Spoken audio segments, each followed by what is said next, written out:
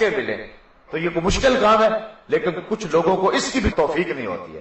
ان کے ماتھے پہ ہر وقت تیوری ہوتی ہے، ہر وقت غصے میں ہوتے ہیں جس طرح لڑ کے آئے ہوں. بعض لوگ اپنے ہاتھ سے دیتے ہیں اور بعض لوگ ترغیب دے دیتے ہیں، اور کوئی خیرات کرتا ہے ان کو بھی ثواب ہوتا ہے. اور بعض لوگ جو ہیں وہ ان کی حالت یہ ہوتی ہے کہ ایک شخص کو اس طرح کا مرض تھا، وہ گھر گیا تو بیوی نے کہا کہ آج بڑے پریشان ہو، اللہ کی راہ میں کچھ دے آئے ہو؟ اس نے کہا میں نے کچھ نہیں دیا. تو کہا پھر اتنے پریشان کیوں؟ اس نے کہا کسی کو دیتے ہوئے دیکھ آیا ہوں. تو کچھ لوگ ایسے ہوتے ہیں کہ ان کو جو ہے وہ نیکی خریدنے اور نیکی کرنے کی توفیق ہی میسر نہیں آتی، جبکہ بعض مواقع ایسے ہوتے ہیں کہ نیکیاں بالکل آسان ہوتی ہیں انسان کے لیے، تو وہ ان مواقع پر بھی نیکی حاصل نہیں کر سکتے. اور بندہ سوچتا ہے کہ یار اس کے ہاتھ میں یہ دولت آ گئی تھی، یہ نیکی کر سکتا تھا لیکن اس نے کیوں نہیں کی. یہ گناہوں کی زندگی گزارنے اور گناہوں میں منہمک رہنے کی سزا یہ ہے کہ انسان کو اللہ تعالیٰ نیکی کی توفیق نہیں دیتا. بعض اوقات وہ بالکل قریب پہنچ جاتے ہیں لیکن نیکی کی توفیق نہیں ہوتی، اور بعض اوقات جو ہے وہ انسان اس کے ظاہری اسباب نہیں بھی پاتا لیکن اللہ تعالیٰ اس کے لیے راستے ہموار کر دیتا ہے، اس کو نیکی کی توفیق عطا فرما دیتا ہے. اللہ تعالیٰ جل شانہ کسی سے توفیق حق سلب کر لے، اچھائی سلب کر لے، یعنی اس کی کوئی قیمتی متاع ہدایت سلب کر لے تو یہ بھی گناہ کی سزا کی ایک صورت ہے. اللہ تعالیٰ جل شانہ اس کی قیمتی متاع کو اس سے واپس لے لے. اس کی ایک مثال میں آپ کے سامنے رکھتا ہوں کہ ایک شخص عیسائی ہو گیا، مسلمانوں کو پریشانی ہوئی، اچھا بھلا متقی پرہیزگار نمازی شخص تھا، عیسائی کیوں ہو گیا؟ چند علماء مل کے گئے کہ اسے پوچھیں کہ اسلام کی کس چیز سے تو بدزن ہوا ہے اور عیسائیت کی کس قدر سے متاثر ہوا ہے، اور اس کو اسلام کا تفوق اور اسلام کی سربلندی اور اسلام کی سچائی کے دلائل دیں، اور وہ واپس پلٹ کے جو ہے وہ کفر سے اسلام کی طرف آ جائے. اس کی بستی میں، اس کے گاؤں میں لوگ پہنچے. علماء کرام نے کہا کہ تو اسلام سے بدزن ہو گیا اور کفر عیسائیت میں چلا گیا، کون سی اسلام کی قدر تھی جس نے تجھے دور کیا اور عیسائیت کی کس قدر نے تجھے قریب کیا؟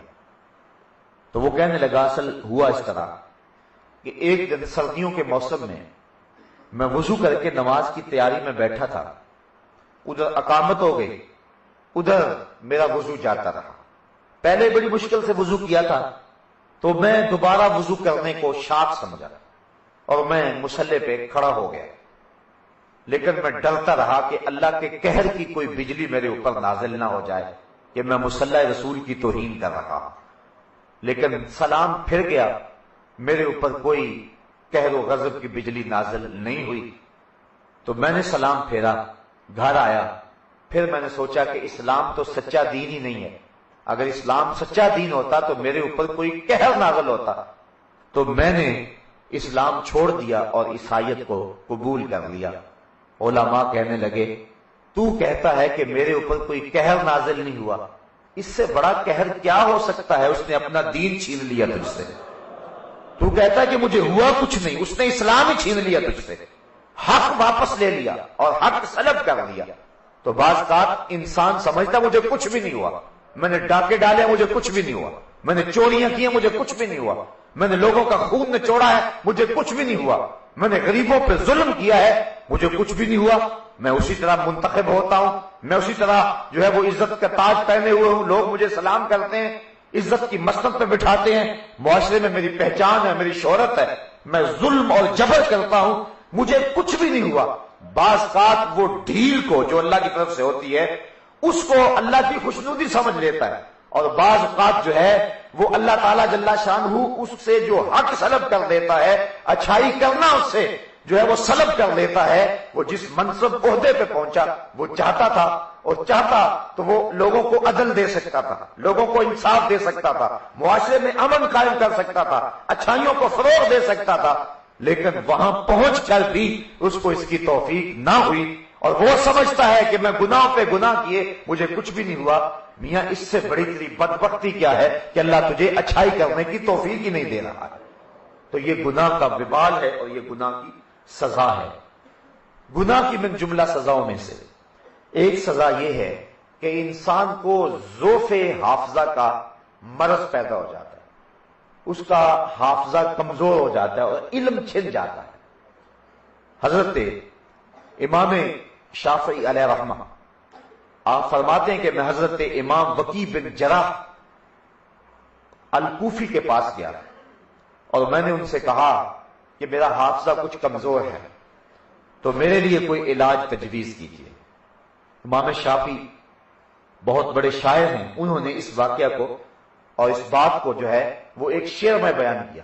فرماتے ہیں شکوت عند وکیع سوء حفظی فاوصانی بترک المعاصی، میں امام وکیع کے پاس گیا اور میں نے کہا کہ مجھے سوء حفظ کا عارضہ ہے، میں بھول جانے کا مزاج رکھتا ہوں۔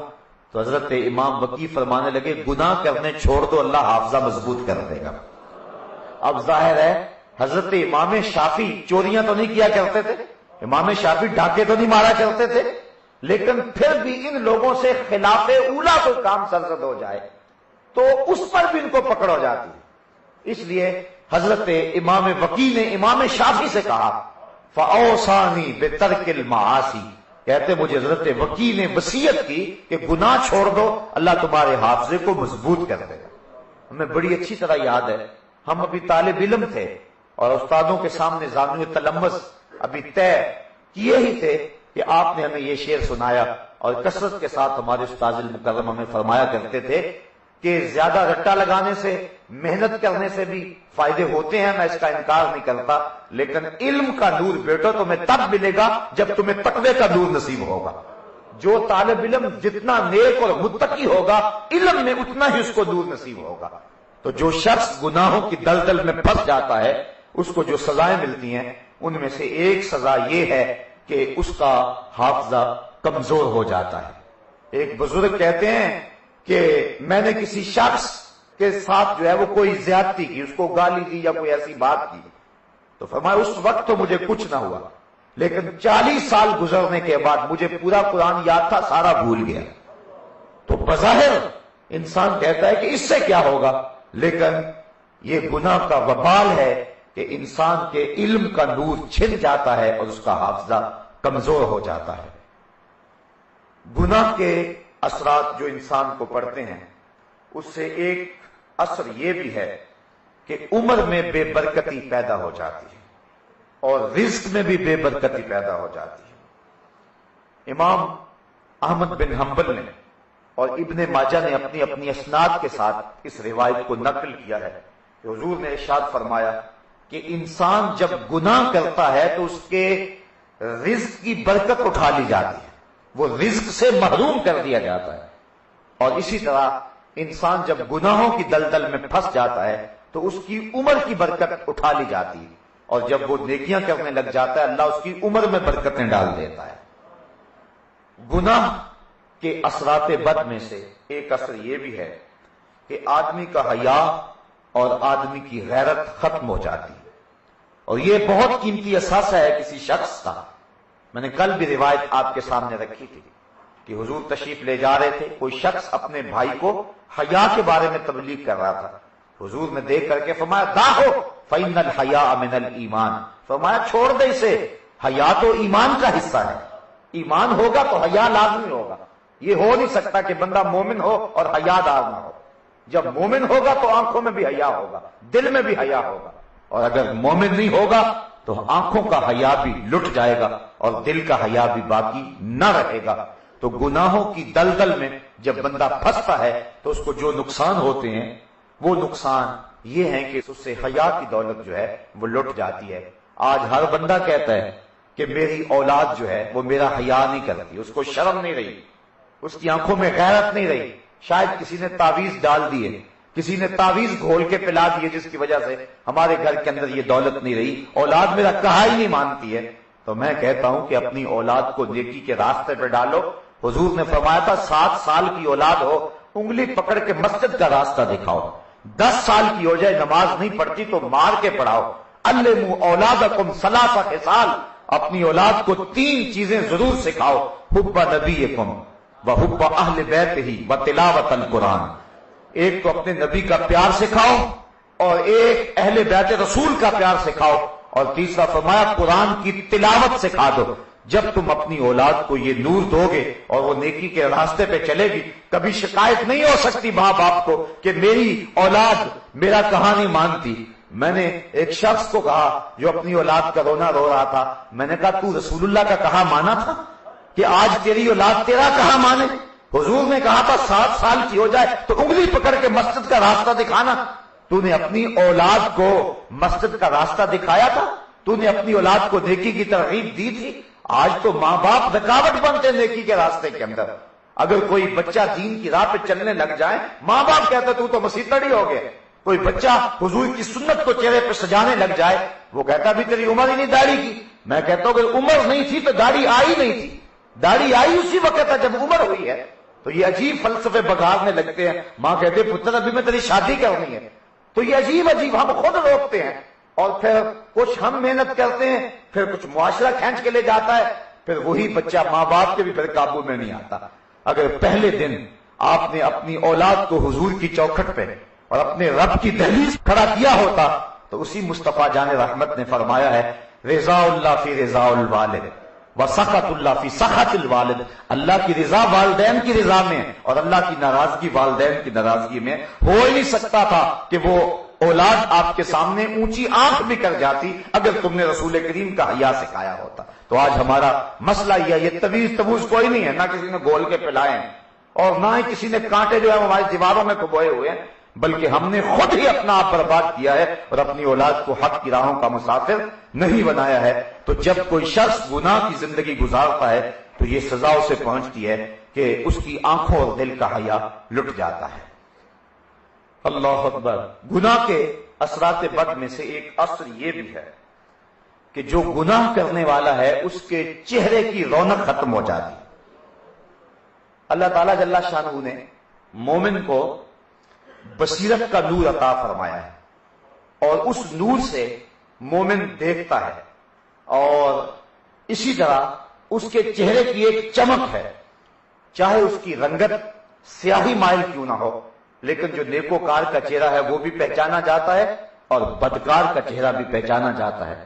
بعض علماء نے لکھا ہے کہ آنکھوں کے اندر جو نیکوکار ہوتا ہے اس کی آنکھوں کے اندر ایک کشش ہوتی ہے جو لوگوں کو اپنی طرف کھینچتی ہے، اور جو بدکار ہوتا ہے اس کی آنکھیں بے رونق اور بے نور ہوتی ہیں. جس طرح بصیرت کا نور اس کے پاس نہیں ہے اس طرح اس کی آنکھیں بے رونق بھی ہوتی ہیں. تو برائی سے انسان کا چہرہ بگڑ جاتا ہے. نہیں تو دیکھ لو جو ظالم ہوگا، جو جابر ہوگا، جو اللہ کی حدوں کو پامال کرنے والا ہوگا، اس کا چہرہ جو ہے وہ بگڑا ہوا ہوگا، اور جو سحری کے وقت اٹھ کے آنسو بہانے والا ہوگا آپ صبح دیکھیں گے اس کے چہرے پہ نور آپ کو نظر آئے گا. تو اہل اللہ کے چہرے اللہ اکبر اور برے لوگوں کے چہرے جو ہیں وہ صاف دکھائی دیتے ہیں، پتہ چلتا ہے. اور جو ہے وہ ایمانی نظر سے دیکھنے والا ہو، دقت نظر رکھتا ہو، بالخصوص جس کو تقوی کا نور حاصل ہو، وہ چہرے سے پہچان جاتا ہے. اللہ اکبر. چہرے پہ لکھا. بلکہ مومن کی شان یہ ہے، حضور فرمایا اتقوا فراست المومن فإنه ينظر بنور اللہ تعالی. مومن کی فراست قلبی سے ڈرا کرو، وہ اللہ کے دیے ہوئے نور سے دیکھتا ہے. ایک تو عام روشنائی ہے لیکن مومن کو اللہ فراست کا نور دیتا ہے، لیکن گناہ کرنے والے سے یہ وہ نور چھین لیا جاتا ہے. ایک عیسائی نے یہ حدیث پڑھی کہ مومن کی فراست قلبی سے ڈرو، وہ اللہ کے دیے ہوئے نور سے دیکھتا ہے. اعلی حضرت نے اس کو ملفوظات میں لکھا ہے.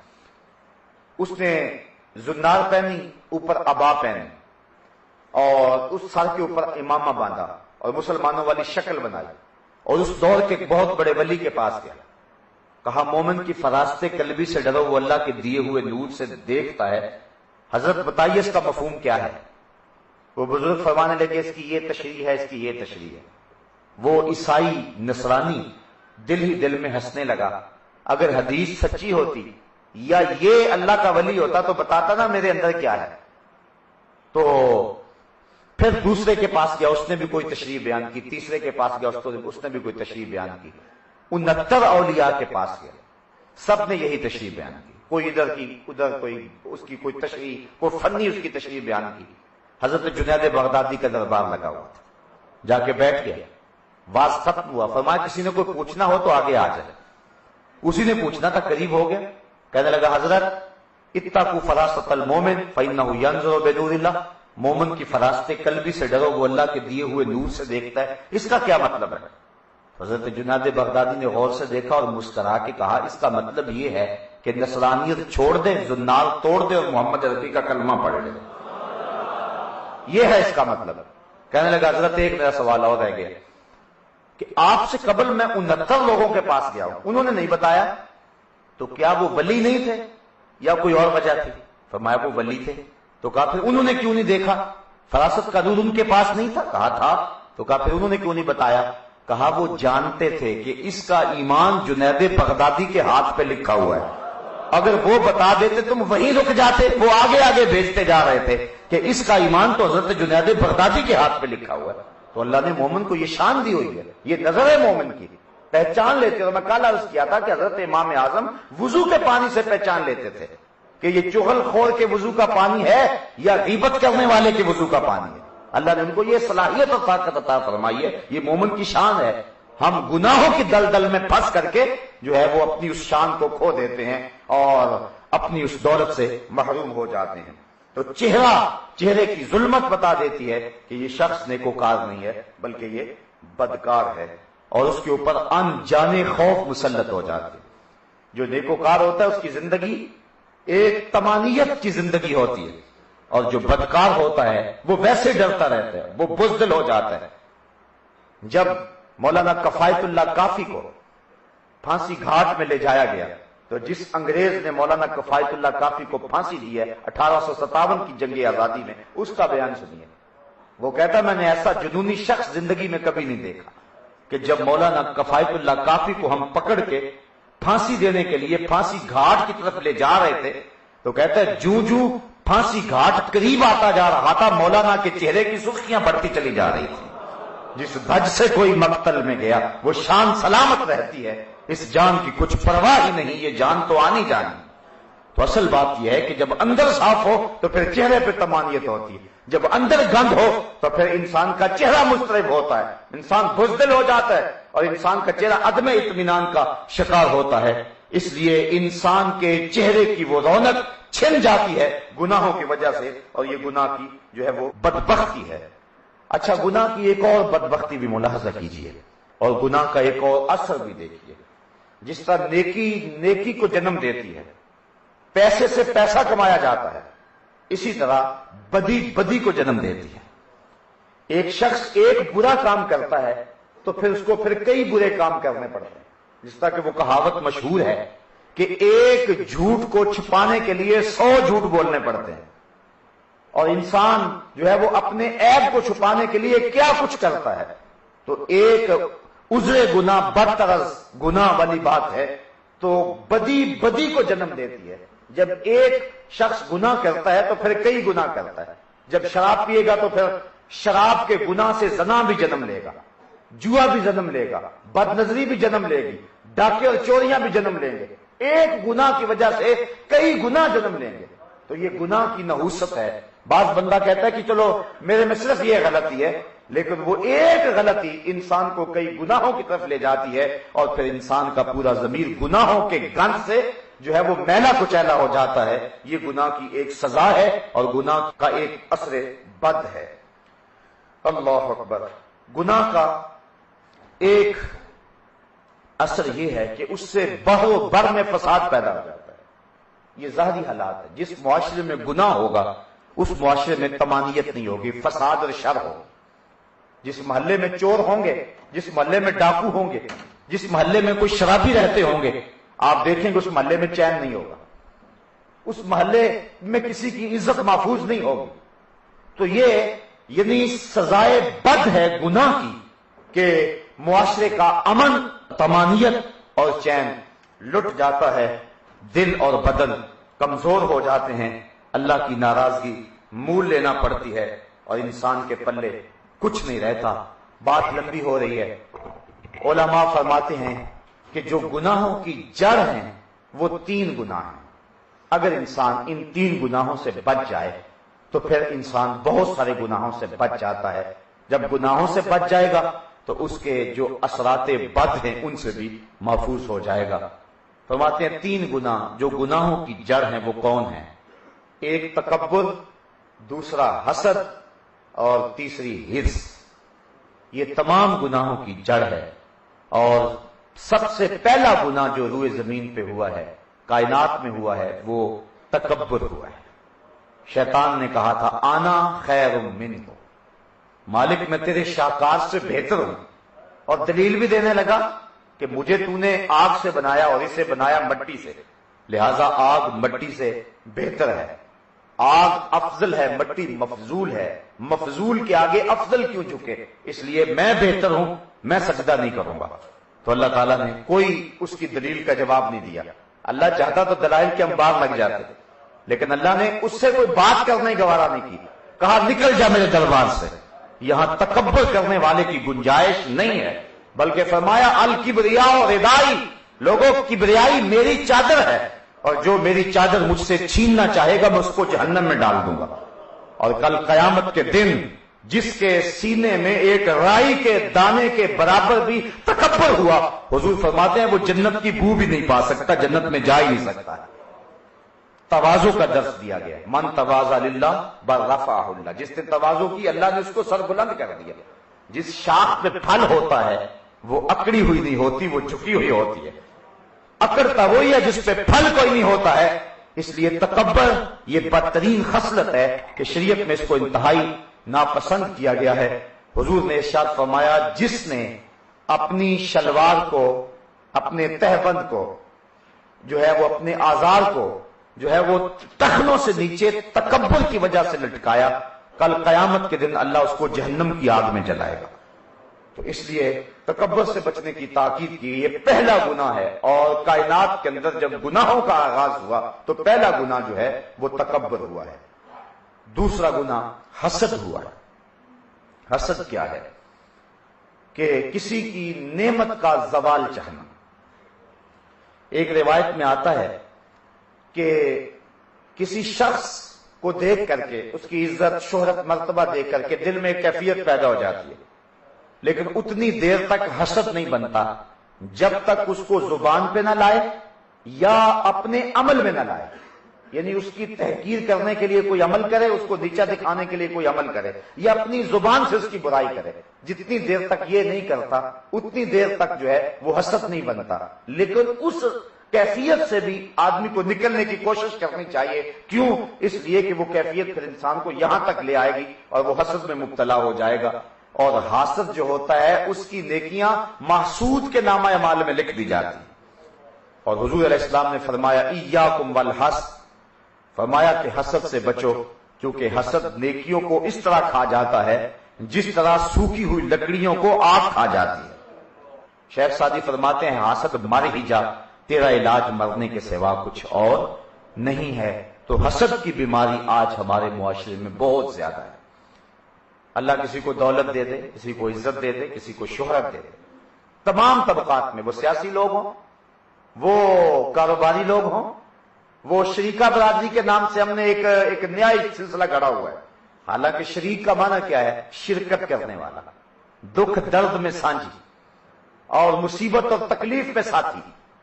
جائیداد میں وہ شرکت کرنے والا ہوتا ہے، بلکہ اگر کسی سے کوئی قتل خطا ہو جائے اور اس کی دیت دینا ہو تو علماء کہتے ہیں کہ یہ شریک اس کی دیت دیں گے، چونکہ یہ اس کے دکھ درد کے سانجے ہیں۔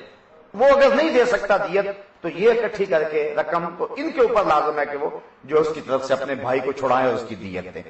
تو یہ شریکہ جو برادری ہے یہ تو حسین ایک رشتہ ہے، لیکن ہم نے شریک بمانا دشمن سمجھ لیا۔ حالانکہ شریک تو شرکت والے کو کہتے ہیں جو شرکت کرتا ہے، تمہارے دکھ درد کا ساجی ہے۔ لیکن ہماری یہ شریکہ برادری کیا ہے کہ بیٹے کی شادی بھی ہو تو شریک طاق میں رہتے ہیں کہ کوئی کمی پیشی آئے اور ہم ڈنڈورا پیٹیں، اگر ایک لقمہ بھی کھانے کا کم ہو جائے تو ہم جو ہے وہ اس پر شور کریں اور اس کی تذلیل کریں۔ یہ عجیب رنگ ہے، عجیب ڈھنگ ہے۔ حسد کی آگ جو ہے وہ گلی گلی اس وقت جل رہی ہے، بلکہ معاف کیجئے گا کہ یہ آگ اور اس آگ کی حدت اور اس کی لپیٹ میں جو ہے وہ علماء بھی آ گئے ہیں، اور وہ بھی حسد کی آگ میں ایک دوسرے سے جل رہے ہیں۔ بلکہ خواجہ میر درد نے کہا تھا کہ یہ جو 72 فرقے بنے ہیں یہ بھی حسد کی وجہ سے بنے ہیں. وہ کہتے ہیں ہفتاد و دو فریق حسد کے عدد سے ہیں، اپنا یہ طریق کے باہر عدد سے ہیں. یعنی حسد کے اگر حروف ابجد نکالیں، جس طرح بسم اللہ کے حروف نکالتے ہیں تو 786 بنتے ہیں، اگر حسد کے عدد نکالے تو 72 بنتے ہیں. تو خواجہ میر درد کہتے ہیں کہ ہفتاد و دو فریق حسد کے عدد سے ہیں، اپنا یہ طریق کے باہر عدد سے ہیں. اپنے آپ کو اس عدد سے باہر رکھنا، کہیں حسد کی آگ میں نہ جلنا. تمہاری نیکیاں بھی جلیں گی، من بھی پاک نہیں رہے گا، اور محسود کا بگاڑ بھی کچھ نہیں سکو گے. حسد کرنے کے باوجود اس کا کچھ نقصان نہیں کر سکو گے. اگر اس کو اللہ نے شہرت دی ہے تم چھین نہیں سکتے، عزت دی ہے تم چھین نہیں سکتے، کیونکہ وہ تو عز و منتشا وہ تو ذل و منتشا.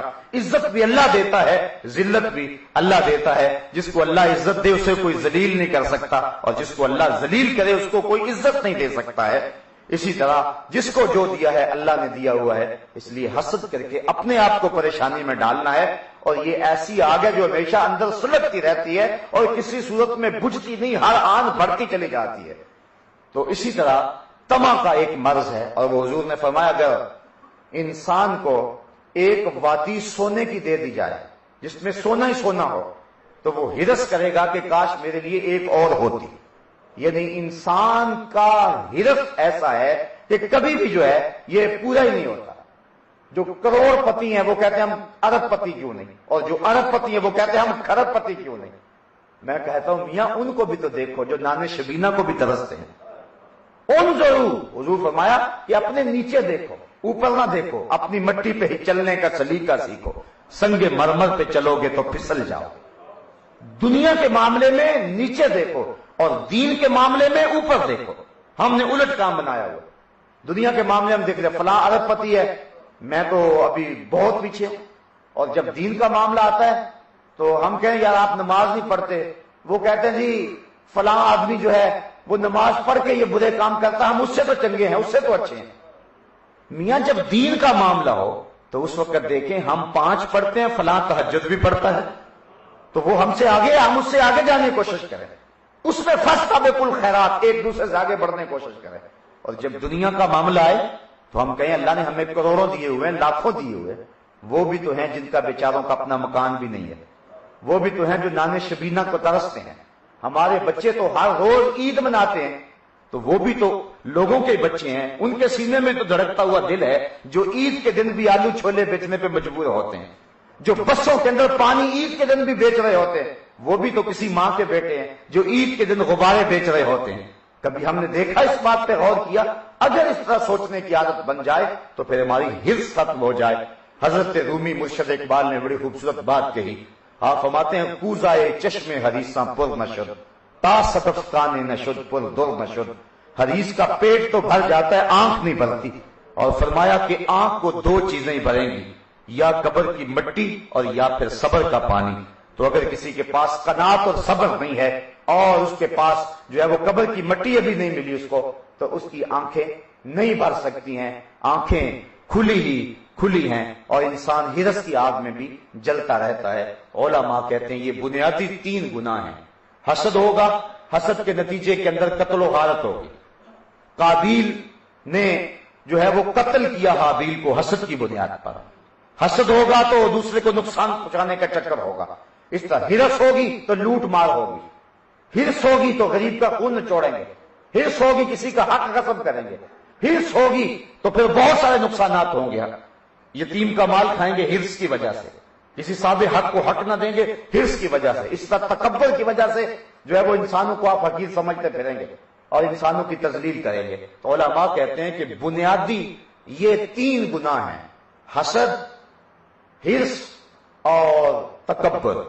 اگر اپنے دامن کو ان 3 گناہوں سے بچا لیا جائے اور محفوظ کر لیں تو اللہ تعالیٰ اس کی برکت سے باقی گناہوں سے بھی بندے کو نجات عطا فرما دیتا ہے. تو آئیے آج کی اس بابرکت محفل میں یہ ایک سادہ سا چھوٹا سا نسخہ ہے جو ہم لے جائیں کہ ان 3 امراض سے اگرچہ بچنا بڑا مشکل ہے لیکن اس کے بغیر چارہ بھی تو نہیں ہے. کہیں اپنا آپ لٹا نہ بیٹھے اور اپنی زندگی برباد نہ کر بیٹھے. زندگی کے اندر ماں قبل کے سارے گناہوں سے معافی مانگ لیں اور رب کی رضا اپنی مقصود زندگی سمجھ لیں. اللہ تعالیٰ جل شانہ ہمیں ان 3 امراض سے اور اس کے علاوہ جتنے بھی گناہ ہیں وہ کبائر 700 کی تعداد میں ہیں یا اس سے زیادہ، اور صغائر لا تعداد ہیں۔ اللہ کرم فرمائے ہمیں کبیرہ اور صغیرہ گناہوں سے بچنے کی توفیق عطا فرمائے، کبیرہ بھی ہم سے گناہ نہ ہو، اور اللہ کرم کرے تو ہم سے صغیرہ گناہ بھی نہ ہو۔ اللہ اکبر۔ ایک بزرگ فرماتے ہیں کہ اتنی دیر تک کسی بندے کو اللہ کا حقیقی قرب نہیں ملتا جب تک 40 سال یوں نہ گزر جائیں کہ اس کے بائیں سمت بیٹھا ہوا جو فرشتہ ہے اس کو ایک گناہ لکھنے کا موقع بھی نہ ملے۔ یہ حضرت مجدد الفسانی علیہ رحمہ کا قول ہے۔ وہ 40 سال تک فارغ بیٹھا رہے، تو کہا جب تک یہ کیفیت نہیں نصیب ہو جاتی تو حقیقی قرب نہیں ملتا۔ گناہ سرزد ہو بھی جائیں، بڑے گناہ اگر نہیں کریں گے تو چھوٹے یوں ہی معاف ہو جائیں گے، اگر بڑے بھی ہو گئے اس کی رحمتوں کے دروازے پھر بھی کھلے ہوئے ہیں، اس لیے وہ معاف کرنے والا ہے۔ آئیے میں اور آپ اللہ کی رحمتوں اور کرم نوازیوں کا نور حاصل کریں۔ آج جب ہم حال میں داخل ہو رہے تھے تو ایک طرف تو سحری کی برکتیں تھی اور دوسری طرف اللہ کی رحمتوں کی برکھا بھی برس رہی تھی، تو میں نے اللہ کی بارگاہ میں یہ امید اور آرزو کی کہ مالک آج جو کہوں اس کو دلوں میں اتار دے۔ اللہ مجھے آپ کو اپنی رحمتوں اور کرم نوازیوں کا حصار دے۔ وآخر دعوانا ان الحمدللہ۔